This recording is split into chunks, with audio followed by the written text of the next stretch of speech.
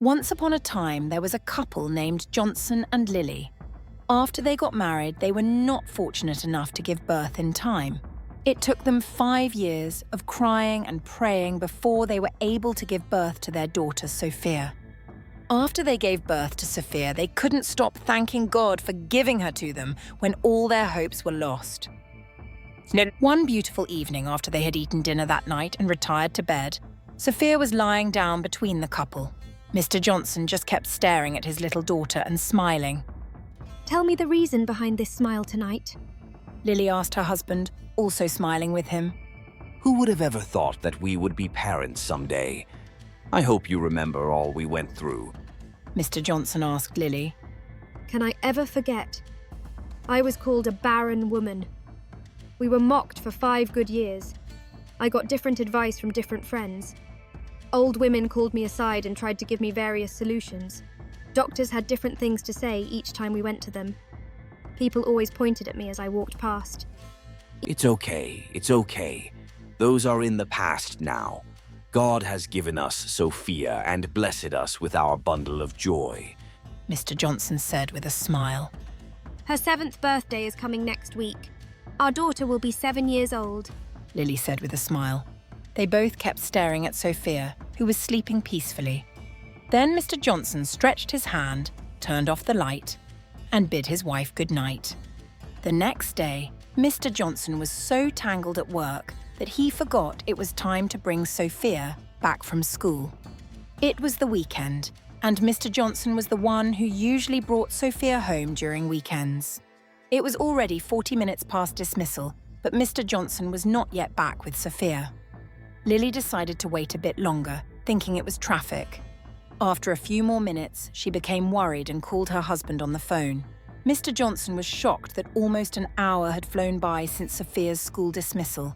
He pleaded with his wife to quickly go get her because he was still very busy.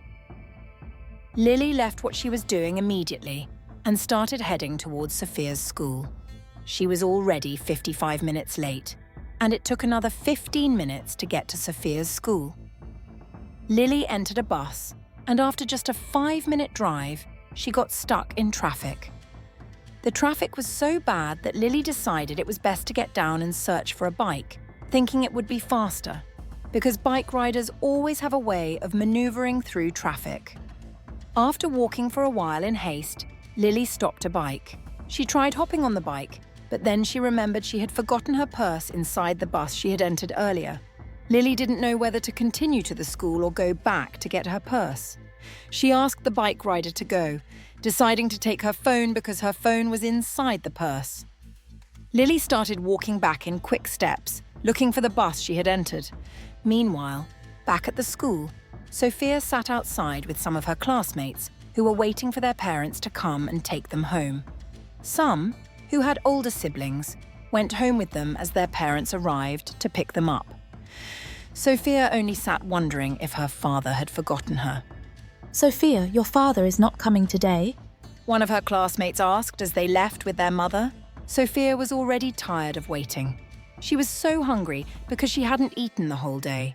She didn't like the food her mother had prepared and put into her lunchbox. Sophia stood up and decided to go home alone. She left the school with her bag and lunchbox. She started walking home all alone, carrying her lunchbox. After a few minutes' walk, Sophia's lunchbox fell from her hand and rolled into the main road. She tried going to pick it up. Someone tried calling out to Sophia because of a speeding car coming toward her.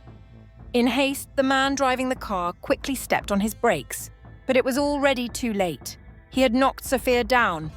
The man came down immediately and saw Sophia lying almost lifeless and bleeding. Before people could come any closer, the man carried Sophia into his car. He reversed and drove off in haste. As Lily walked back quickly to where she had alighted from the bus earlier, she noticed some bus drivers were turning around to follow another route because of the traffic ahead. She increased her pace, trying to find the bus she had been in earlier, but she couldn't seem to identify it. It looked like the bus had turned around with the others. Lily carried her hand to her head in confusion. She had just lost her purse containing her phone. She wanted to call her husband, but couldn't. She couldn't pay for a bike either because she had no money. She decided to walk down to the school and then call her husband using one of the teacher's phones.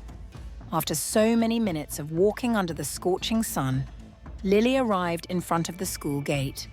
She was sweating profusely, like someone who had just finished a marathon race. The environment was very calm, unlike the usual time when kids were around the vicinity. Lily's only hope was that her daughter was still inside the gate, especially since there was no padlock on it. As she reached out to open the gate, she saw the headmistress coming out, holding a padlock to close it. Good afternoon, Ma. Lily greeted, trying to force a smile. Good afternoon, my dear. Why are you sweating so much? The headmistress asked, looking at Lily. I'm sorry I'm so late. It seems everyone has left already. Lily asked, looking around. Yes, it's already 4 p.m. and everyone has left. Today is Friday and we close early. The headmistress answered.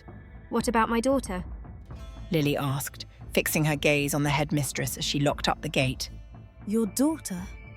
No one is here. Why not call your husband and check if he has her? He usually comes to pick her up on Fridays.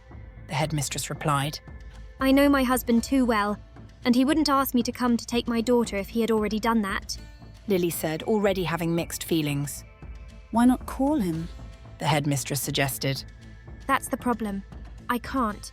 I was in a hurry and forgot my purse with my phone inside the bus I entered earlier when there was traffic. My phone and the little money I had on me are all gone.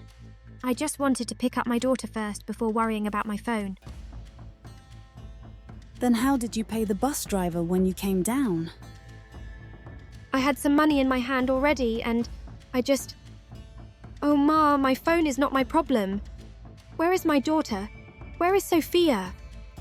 Lily asked, already having a bad feeling. Take my phone and call your husband. Let's see if he took her, the headmistress said, dipping her hand into her bag and bringing out her phone.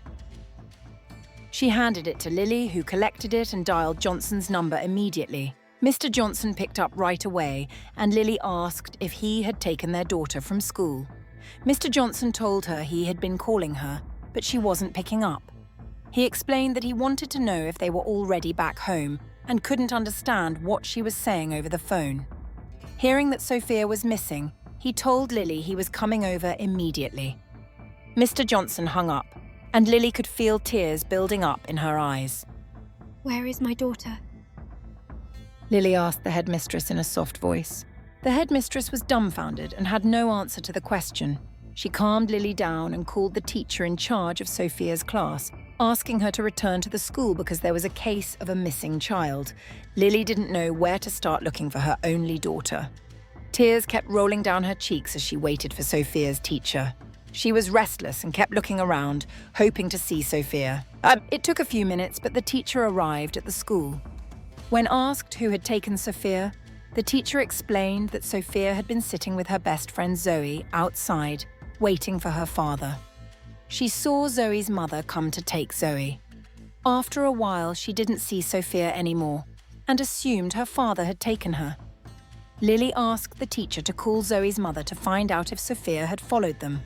As the teacher scrolled through her contact list looking for Zoe's mother's number, Mr. Johnson arrived at the school, stepping off a bike and walking toward the group quickly. Just then, a call came into the headmistress's phone. She picked it up. Hello, madam. I think one of your students met with an accident a few minutes ago, said the voice on the other end.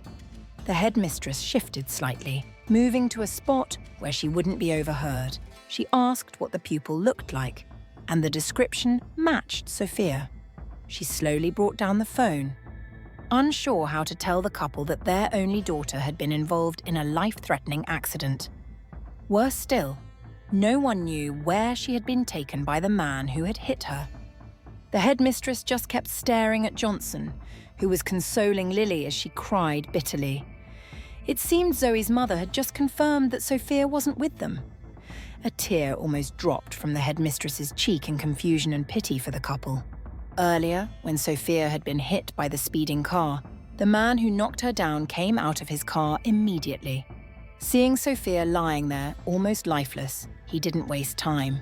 He reversed his car and drove off, praying fervently that she wouldn't die before he could get to the hospital. Ethan was on the phone with a business associate at the time. He had come for a visit and was on his way back to his city.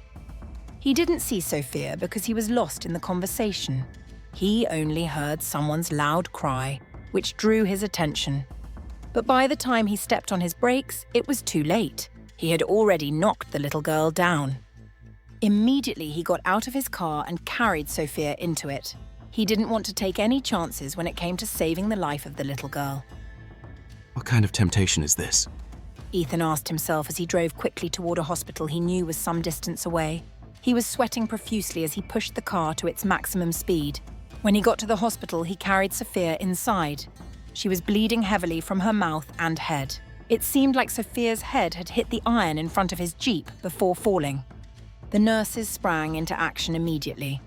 The doctor, who was busy with another patient, was quickly informed of the emergency. He rushed to see the new patient. Ethan paced anxiously around the hospital. The doctor was taking a long time inside the treatment room, and Ethan's anxiety grew with each passing moment. He dreaded the possibility of bad news. When the doctor finally came out, his face bore a grim expression. Ethan walked up to him hurriedly. How is the little girl, doctor? He asked. The doctor looked at Ethan and shook his head. I'm sorry, sir. The accident was really fatal. We examined her thoroughly and found that she has internal brain bleeding. We've tried to control it with drugs and injections, but she needs immediate surgery to survive. A surgery? Go ahead with it, doctor. Ethan said, pleading. The money won't be a problem. I'll sign any documents necessary. Please, I don't want that little girl to die. I'm sorry, Bear? The doctor said.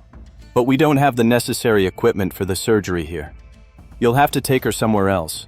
I'll give you some written notes to take with you. Ethan was at a loss. He didn't know his way around this area or which hospital had the required equipment. He decided to take Sophia back to his city, where he knew she could get better treatment. He asked the doctor if it would be safe to take Sophia on a 4 to 5 hour drive to another hospital. After examining her, the doctor gave his approval, provided she received immediate attention upon arrival. He also gave Ethan some written notes and administered another injection to stabilize the little girl. Back at Sophia's school, Sir, the headmistress called out softly to Mr. Johnson. Both Mr. Johnson and Lily immediately turned to her, their expressions filled with worry. I just received a call. The headmistress said. Your daughter, Sophia, was involved in an accident. My daughter? In an accident? Where? Where did it happen? Lily cried out, running toward the headmistress and gripping her shoulders impatiently. A few minutes down the street. The headmistress replied. Without waiting for further explanation, Lily ran off in the direction of the accident scene. Mr. Johnson followed immediately, running to catch up with his wife. When they arrived, they were told that the man who knocked Sophia down had taken her, most likely to a hospital. Since no one knew which hospital she had been taken to, the teacher, headmistress, and the couple hailed a taxi and headed for the nearest hospital. In the taxi, Mr. Johnson felt a wave of guilt. He wanted to lash out at the headmistress, but knew deep down that it was his fault. Lily clung to Johnson tightly, tears streaming down her cheeks as she hoped they would find Sophia alive and well. The teacher and the headmistress were equally anxious, praying silently that Sophia would be in good health. When they got to the first hospital, Lily was the first to rush inside. She asked the nurses if they had seen a little girl in a school uniform who had been involved in an accident. The nurses checked their records but found no entry matching that description. Disappointed, Lily moved on to the next hospital, and then another. Finally, at the third hospital, when she described the situation, the staff confirmed that a little girl, matching Sophia's description, had been brought in. It was a large hospital, so they were asked to wait while they located the ward where the girl had been taken. Lily felt a wave of relief. Finally, she was going to see her only daughter. She prayed silently that Sophia was okay. They all waited impatiently until a doctor finally came out.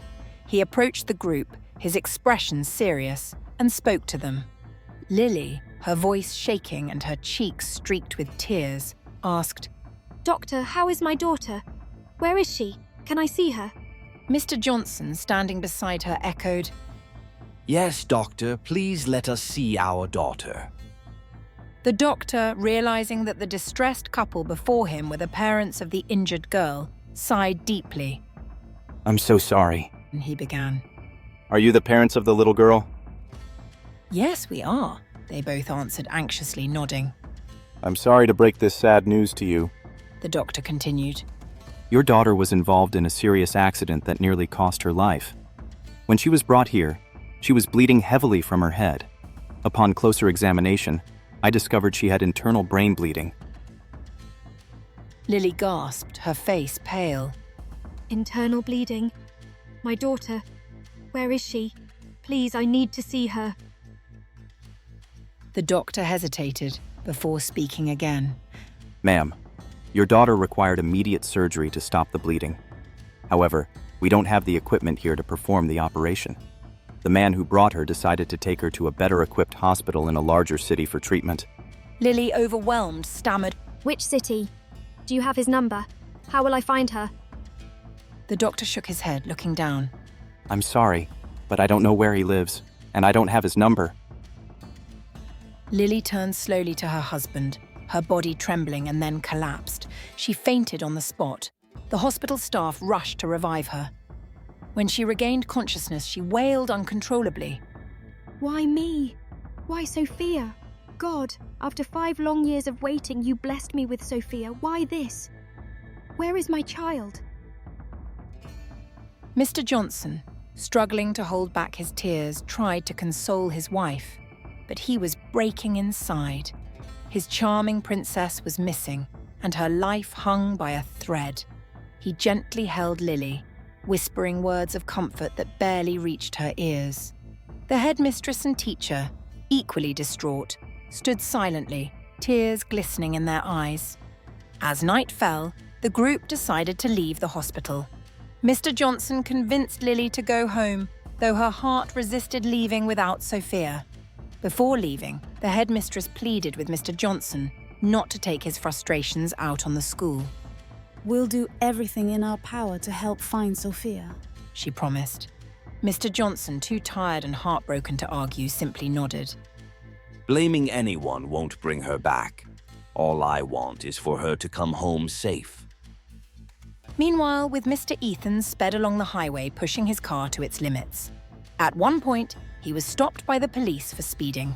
He quickly showed them the doctor's notes and explained the urgency of the situation. Seeing the seriousness, the officers let him go. Hours later, he finally arrived in his city. Though it was already late, he drove straight to the hospital. Sophia was immediately taken into the operating theatre as Ethan completed the necessary paperwork and made the payments. Fortunately, the hospital's lead surgeon, who had been preparing to leave, was still present. As if guided by fate, the surgeon stayed to perform Sophia's critical surgery. Ethan paced the waiting room, his anxiety growing with each passing moment. His phone buzzed repeatedly in his pocket. It was his wife, Rachel. She had been calling him for hours, wondering why he hadn't returned home. When Ethan finally picked up, Rachel demanded to know what had happened. He explained everything to her, and she quickly made her way to the hospital. When Rachel arrived, she found her husband pacing nervously, his face drenched in sweat. She sat beside him, holding his hand as he recounted the accident and their frantic journey to save Sophia. The hours dragged on. Nurses occasionally stepped out of the theatre to provide brief updates before hurrying back inside. Ethan and Rachel dozed off and woke up several times, each time praying silently for Sophia's survival. Finally, after what felt like an eternity, the surgeon emerged from the operating room. He was smiling. Ethan was the first to spot him. Doctor, how is she? Was the surgery successful? The surgeon nodded, his smile widening. By the grace of God, the surgery was successful. The little girl is out of danger. Ethan let out a loud sigh of relief. Thank God. Oh, thank God. He exclaimed, his voice trembling with emotion. Rachel hugged her husband tightly, tears of joy streaming down her face. Please, lower your voices. The doctor said gently. Okay, Mr. Ethan said. She needs a lot of rest. She's likely to lose a part of her memory, but it should come back with time by God's grace. Also, she may not be able to talk well for a while.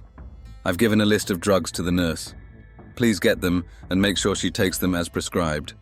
She really needs a lot of love and care from you both to recover quickly. The doctor said. Can we see her now? Rachel asked softly. Sure, but she needs no disturbance. She needs maximum rest. The doctor replied, then walked out. The couple thanked the doctor and walked into the hospital room. The moment Rachel saw Sophia, tears streamed down her cheeks. She began sobbing bitterly while Mr. Ethan tried to console her. The headmistress left the hospital with a heavy heart. She knew Sophia was Mr. Johnson's only daughter, and she could imagine the pain the family was enduring. She silently blamed the class teacher for being so careless. The teacher wanted to defend herself, but she knew nothing she said would excuse the fact that Sophia had gone missing under her watch. She could only pray and hope that Sophia was safe wherever she was. Meanwhile, Mr. Johnson hailed a taxi to take him and Lily back home. As they drove, he kept consoling her. When they reached home, Mr. Johnson immediately began making calls to raise awareness about his missing daughter. He wanted to go to the police station but couldn't bring himself to leave Lily alone in her fragile state. Lily sat weakly on a chair in the living room. It felt as though she had lost a part of herself. She wondered why such a heavy burden had befallen her. Though she didn't blame her husband, knowing the accident wasn't his fault, she couldn't help but ask herself why it had to happen on this particular day. If only there hadn't been traffic, she might have gotten to school before Sophia's accident. Slowly, Lily stood up and wiped her tears. She began walking toward her bedroom. Where are you going, Lily? Mr. Johnson asked, looking at his wife with concern. Lily didn't reply. She simply shook her head and continued toward her room. Once inside, she knelt beside her bed and began to pray. Father, I know you won't let anything happen to the only child you've given me. I know you will heal her, even though she's not here with me. Wherever she is, let her be safe and healed because I trust in you, Lord. In the name of Jesus, amen. Amen.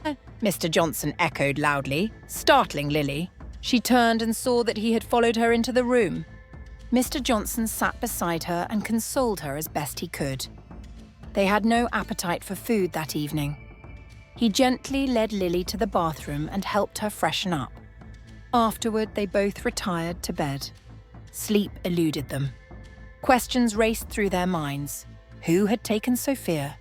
Why had the man left for another city without their consent? Was Sophia safe? Would they ever see their only daughter again? At the hospital, Rachel couldn't stop crying as she stared at Sophia's fragile condition. Mr. Ethan gently led his wife out of the room, remembering the doctor's warning not to disturb Sophia to avoid complications.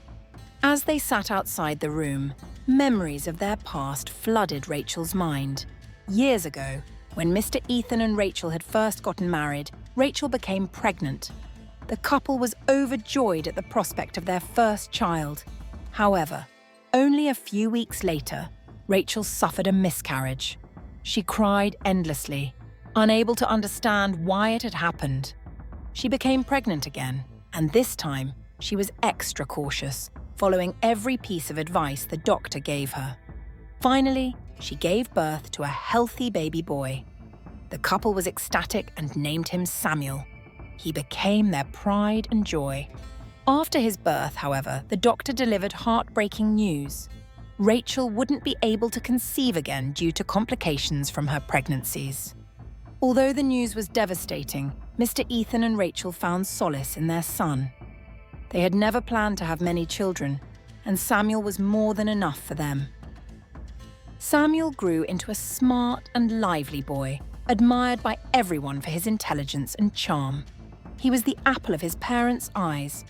But as Samuel grew older, he began to fall ill frequently. The episode seemed minor at first, and each time he was treated, he recovered quickly. However, the pattern became worrying when he started falling sick every week.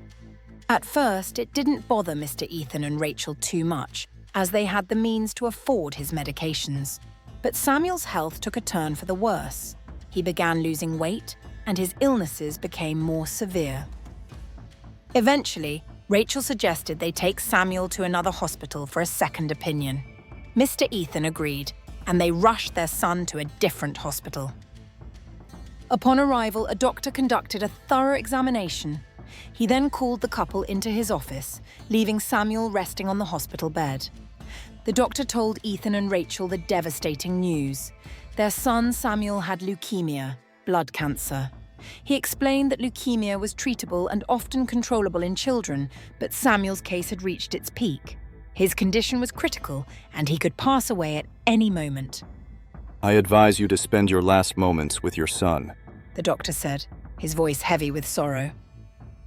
Rachel broke down in the doctor's office, crying her eyes out.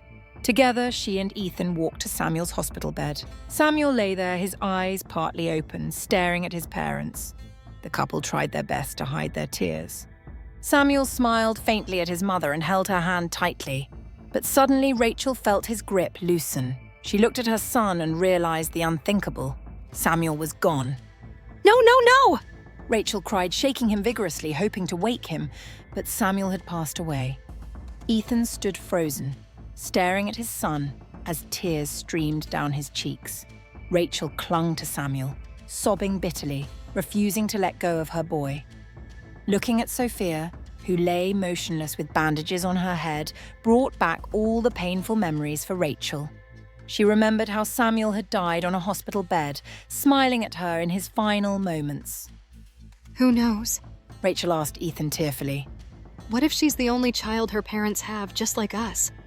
How would they cope without their daughter? Ethan sighed, placing a comforting hand on her shoulder. Tomorrow morning, I'll go back and look for her parents.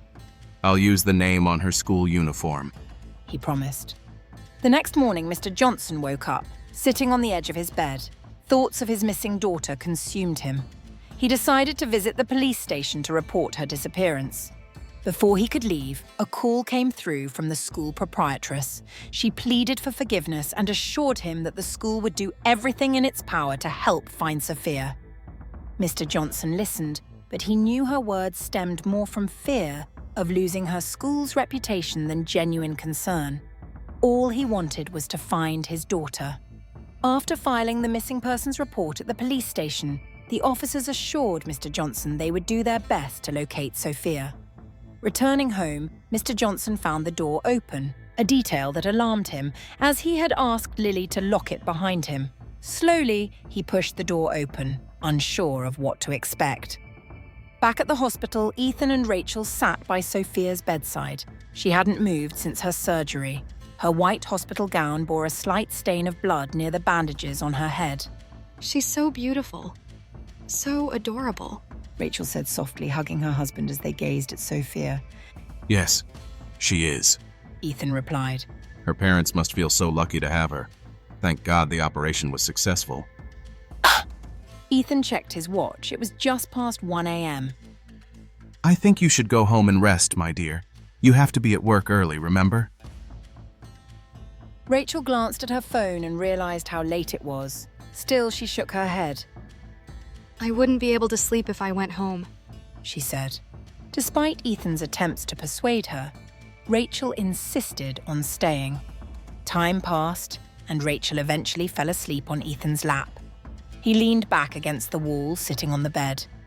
The early morning sun filtered into the room, and the noises of hospital staff moving around woke Ethan and Rachel. They immediately checked on Sophia, who was still sleeping peacefully. Ethan left the room to speak with the nurse attending to Sophia. He asked for Sophia's school uniform, which had been removed when she was admitted. The nurse handed it to him, and Ethan carefully placed the uniform in the back seat of his car. After checking on Sophia again, Rachel left for work, though she was reluctant to part with Sophia. Ethan stayed behind and gave the nurse a tip to ensure Sophia was well cared for.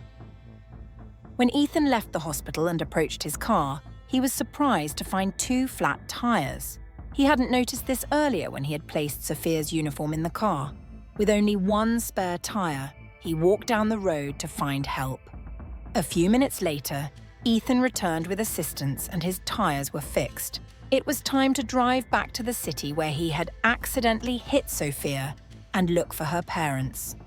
As Ethan neared the city, something unexpected happened. He reached for the school uniform in the back seat, but to his shock, it was no longer there. Panic gripped him as he pulled his car to the side of the road. He searched the entire car thoroughly, but the uniform was nowhere to be found. Who do you think hid Sophia's school uniform? Do you think Rachel wants Sophia to return to her biological parents? What could Rachel's ulterior motives be? Find out in the next episode. Thank you so much for reading. If you enjoyed this story, please give it a thumbs up, leave a comment, and share it with your friends. Don't forget to subscribe to our YouTube channel for more stories like this. Thank you and God bless.